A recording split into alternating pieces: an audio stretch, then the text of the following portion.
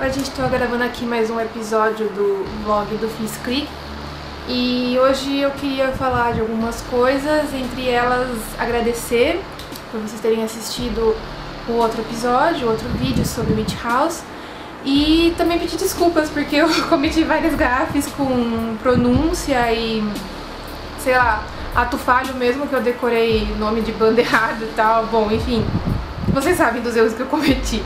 E eu só queria pedir desculpa e vou ser mais cuidadosa a partir de agora, porque quando eu gravei eu pensei, ninguém nem vai ver isso daqui, sei lá, de repente, né?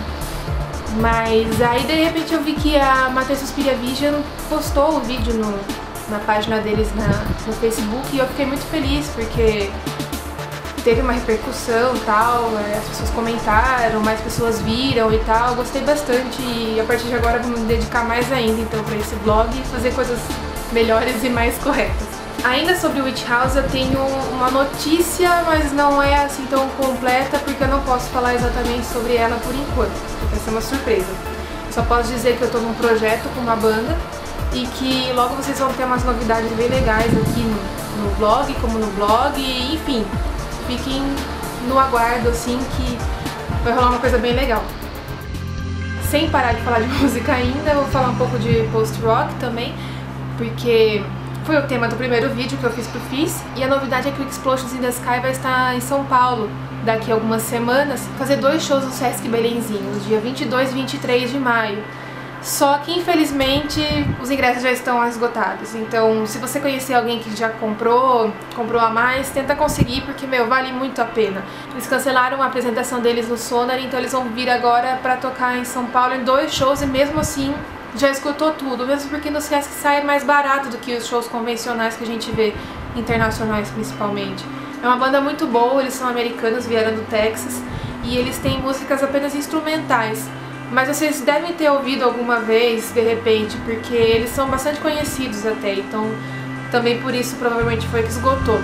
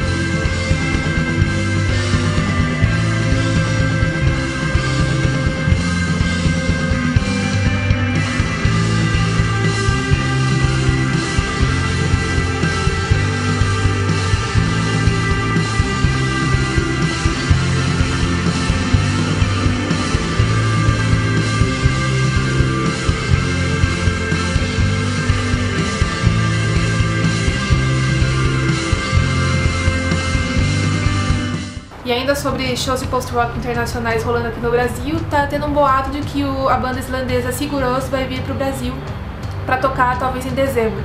Ainda é só um boato, mas eles falaram no programa de rádio que é bem provável, que eles querem bastante voltar pra América do Sul. Mas já que a gente não tem esses gringos tocando aqui ainda, eu queria dar uma dica de uma banda nacional muito boa de post-rock, que inclusive eu vi no show do Sesc mesmo. Eles tocaram no Sesc em São Paulo e vieram aqui pra Sorocaba pra tocar no Sesc. E foi muito bom. A banda se chama Labirinto e eles fizeram um show ótimo, que eles usaram uma animação que eles fizeram especialmente pra uma das músicas, que chama Pianquette, e fizeram uma projeção no show. E, foi muita viagem, foi muito legal.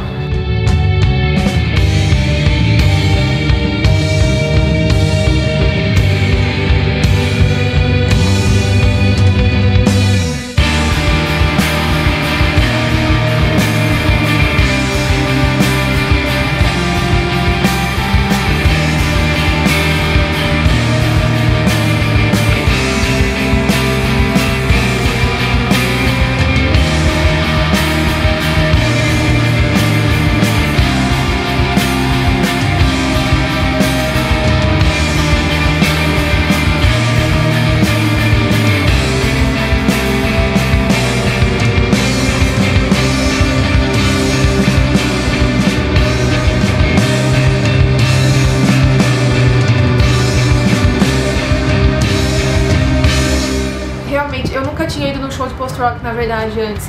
Então eu não tinha nem noção de como era. É realmente uma experiência muito diferente, muito legal. Por exemplo, você vê os músicos, né, e não tem vocal. Você vê aqueles bando de gente, tudo com instrumentos, cheio de parafernálias, e eles passam o show inteiro realmente de cabeça baixa. Como um amigo meu me disse quando eu fiz o vídeo do post-rock, showgaze e tal. O showgaze tem esse nome porque os músicos ficam com a cabeça baixa, né, durante o show. Mas não é só porque eu deprê e tal, mas é porque eles ficam o tempo todo mudando os pedais mesmo pra dar o novo som pra guitarra, pros instrumentos. E eu percebi isso no show do Labirinto, porque os músicos ficam prestando bem atenção nisso mesmo, ficam o tempo todo mexendo nos instrumentos, pegando novos samples, mudando a entonação. É bem legal, e ainda com as animações no fundo ficou muito legal. Fora que as artes de capa do Labirinto são muito bonitas. Segue o mesmo estilo mais ou menos da animação. E as camisetas também são muito bonitas. Eu só não comprei na hora porque não tinha o meu tamanho, mas eles vendem online, tem uma loja que vocês podem comprar e é bem legal. Agora, partindo para um novo estilo musical, vou falar sobre música industrial. Como foi tema do meu TCC, quando eu terminei minha graduação em jornalismo, eu ainda sigo acompanhando um pouco sobre essa cena. E até porque eu gosto das bandas e tal. E eu quis fazer um post no meu blog acadêmico, que é o Kunstistkrieg, sei lá, tanto faz, sotaque meio Rammstein, então, sei lá. Enfim, eu fiz um post sobre uma música solo que o Bargeld, do Einstürzende Neubauten, gravou, que chama Engleiches, que é uma interpretação de poemas, de um dos poemas mais famosos do Goethe, que basicamente a tradução seria a canção do andarilho, a canção noturna do andarilho. Então, se vocês quiserem ver um pouco sobre essa interpretação, tal, é só vocês visitarem o meu, aqui vai ter o endereço, é só vocês visitarem, tá? Ainda sobre música industrial e acabando a parte propaganda, tem uma novidade que a Universidade de Oxford, a editora de lá, está publicando um livro sobre música industrial chamado Assimilate, escrito por Alexander Reed. Ele vai desde o início da música industrial até os dias atuais, com o industrial saindo daquela coisa mais seca e dura, mais experimental do começo da cena, que era lá no fim dos anos 70, até os dias atuais, com uma pegada mais eletrônica do tipo synth pop, ou então até um pouco do trance, sei lá, depende da banda. Mas eles colocaram na sinopse, assim, que a introdução dizendo assim, que vai desde o Einstürzende até o VNV Nation. Então pega essa parte. Eu vejo que tem uma certa defasagem assim nos livros de música industrial, que eles só pegam essa parte mais antiga mesmo, no máximo até os anos 90. Mas depois disso começou a ter uma modificação. Já nos anos 80, com o From 242, começou a ter uma modificação na musicalidade dessas bandas. E faltava um pouco disso.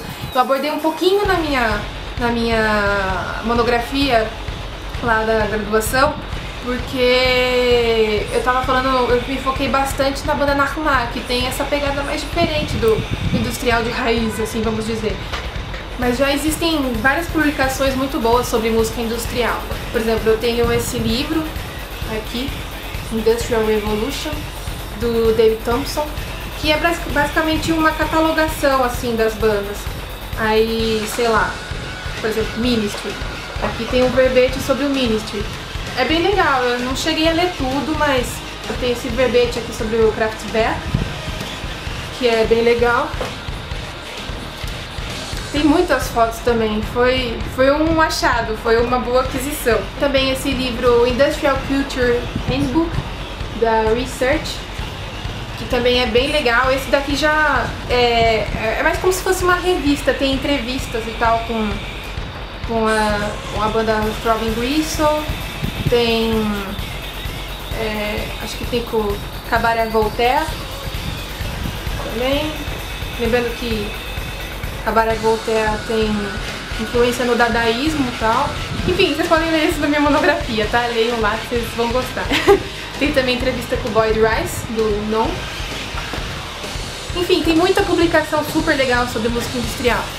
Outro livro legal é esse daqui, sobre a banda industrial eslovena Laibach, que foi escrita pelo Alexei Monroe. Alexei, não sei.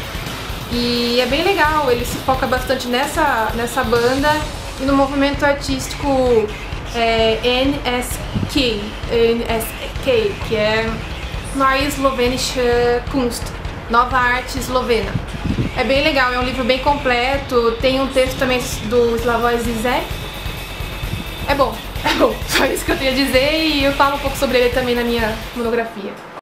Ainda sobre livros, eu descobri um escritor bem legal, um húngaro chamado László Földényi. Isso, László Földényi, que ele escreveu, entre vários livros, um que se chama Melancolia, publicado em espanhol pela editora Galáxia em 2008, e ele fala justamente sobre o que é o título.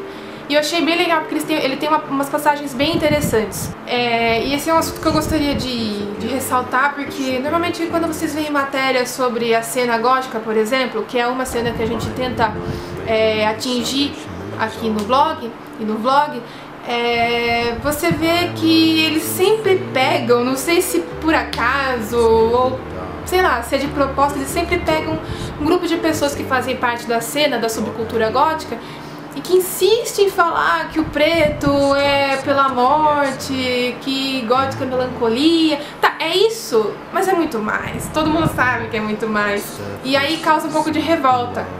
Eu cheguei a publicar o link da matéria que saiu na Globo, lá no Facebook do FIS. E eu vi que as pessoas ficaram, mas, por outro lado, a psicóloga, como sempre colocam um psicólogo, porque eles vão achar que tem algum problema psicológico nessa história, que usar roupa preta, gostar de filme de terror, de coisa macabra e sombria, é coisa do capeta, é coisa de fase da adolescência. Mas não, tem vários artigos, reportagens de gente com mais de 30, 40 anos, com filho, que ainda segue isso.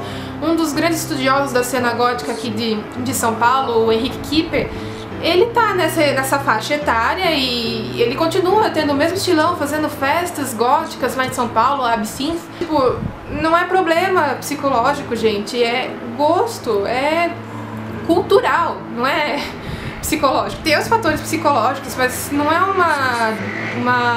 um distúrbio, né? Não é um problema psicológico, e isso eu achei legal da psicóloga, ela não levou por esse lado.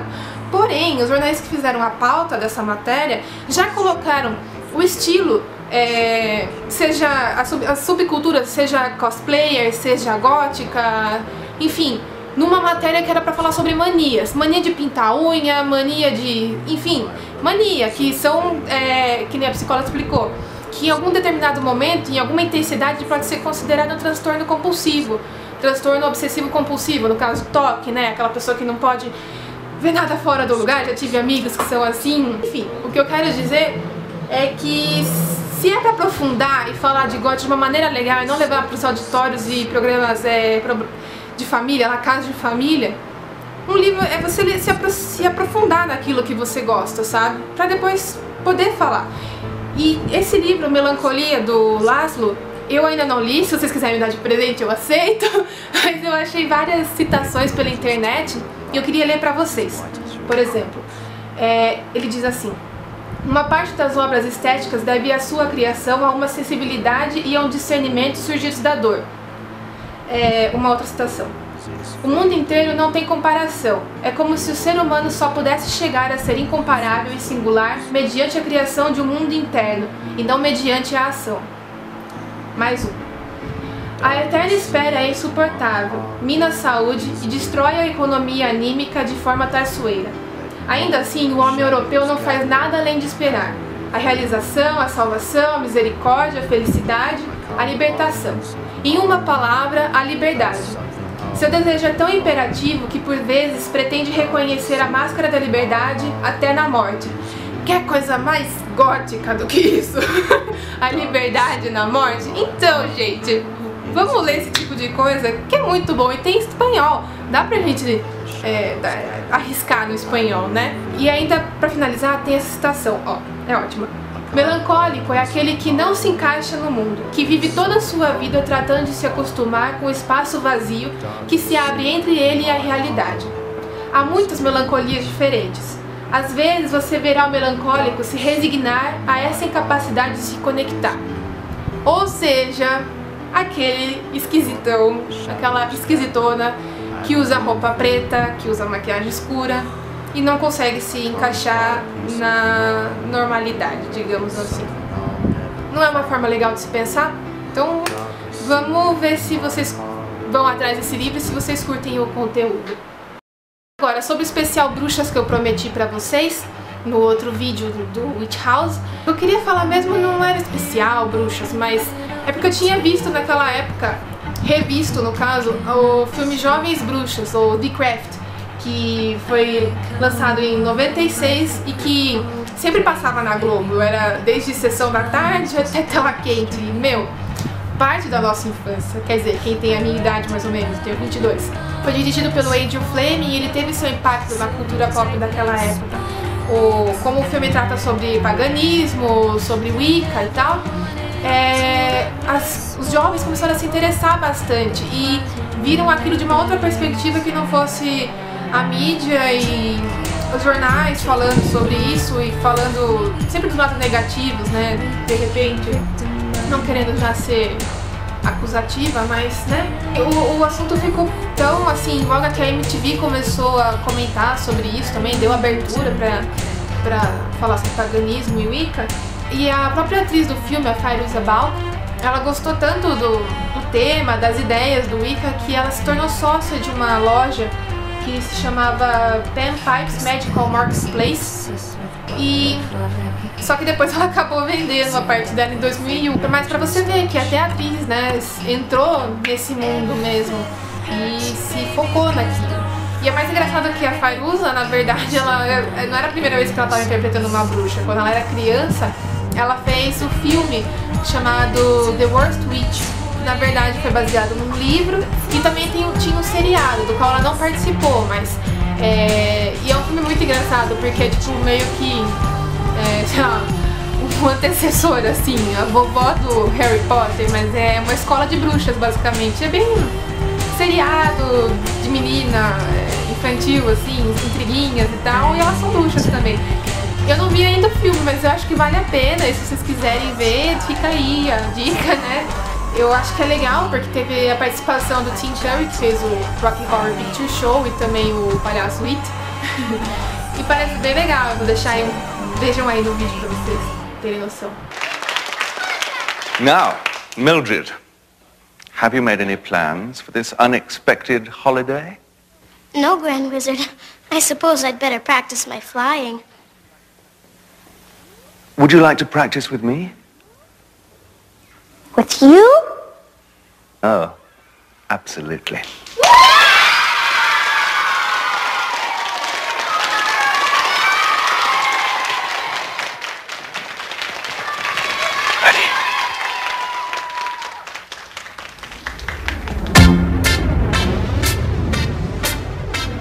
Growing up isn't easy.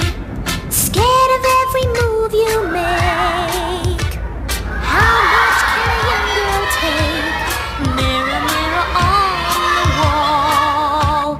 Who's the worst witch of them all? Growing up isn't funny.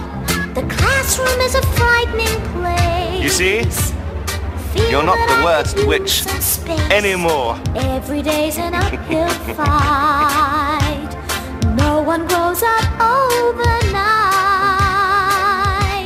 20 seems like years away.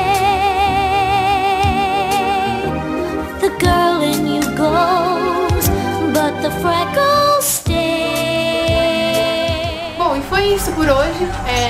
Esse novo vídeo pro vlog do Fliscric. Espero que vocês tenham gostado do formato, um pouco diferente, não tão focado em um assunto só. E com o tempo a gente vai se aprimorando.